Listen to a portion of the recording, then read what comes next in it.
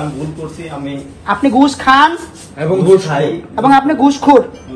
মাপ চান, জনগণের কাছে মাপ চান। আমি আপনাদের কাছে জনগণের কাছে মাপ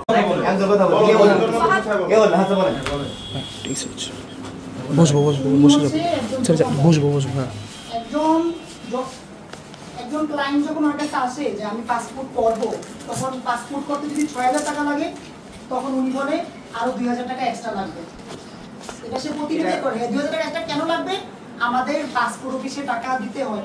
পাসপোর্ট অফিসের টাকাটা কোন অফিসার কাছে দিতে হয়? এক অফিসার। এখন প্রমাণ হচ্ছে আমরা ওনার কাছ থেকে ফোনটা বের করে ওনাদের দুজন নাম্বার পাওয়া গেছে এবং ওনাদের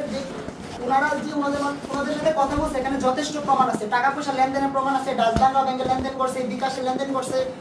ওরা যতদিন এই অফিসে চাকরি করছে ততদিনেই এই এলাকার জনগণকে ওরা হয়রানি করছে।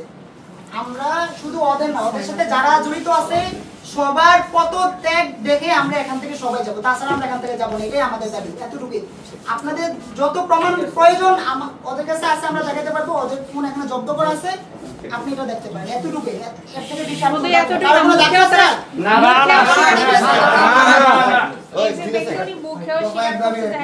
আচ্ছা, এখন আপনার মুখে স্বীকার কথা আমরা নেব, ঠিক আছে? ব্যবস্থা নিয়ে তাকে চাকরিচ্যুত করে এখানে শুধু একজনকে চাকরিচ্যুত করা আছে। সবাই আপনার নামটা ইমরান, আপনার নামটা একবারে সবকিছু শেষ করা সম্ভব না। আমরা আস্তে আস্তে করে করতেছি। আপনারা এই জায়গাটায় আসছেন, এই জায়গাগুলো আমাদেরকে ধরাই দিচ্ছেন অথবা মানে চিহ্নিত করে দিচ্ছেন যে এই জায়গাগুলোতে সমস্যা আছে, আমরা অবশ্যই ব্যবস্থা নিব।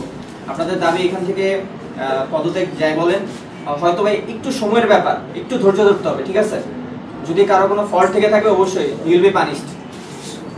যদি কেউ কোনো ভুল করে থাকে অবশ্যই he will be punished, but আপনাদেরকেও আমাদেরকে একটু সময় দিতে হবে।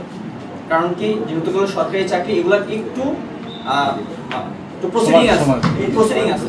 এটা হচ্ছে এখন যার রিজাইন লেটারটা আসলো, এটা একটু আপনারা একটু কনফার্ম করে আমাদেরকে, হ্যাঁ তাকে আমি এইটা একটু শেষ করি। যেহেতু উনি প্রধান, উনি না থাকলে প্রতিষ্ঠানের কার্যক্রম ব্যাঘাত ঘটবে। আমরা ওনার ব্যাপারে ছেড়ে দিচ্ছি আপনাদের কাছে, আপনারা এটা তদন্ত করে। আমি একটু বলি, এখন যাদের দুইজন আছে তাদেরকে ইমিডিয়েটলি মানে পদত্যাগের পত্র দিয়ে আমাদের সামনে দিয়ে নিয়ে গেলে আমরা একটু শান্তি পাবো, যে যারা মানে ওরা তো ছোট পজিশনের, ওদের কাজটা ব্যাঘাত ঘটবে না।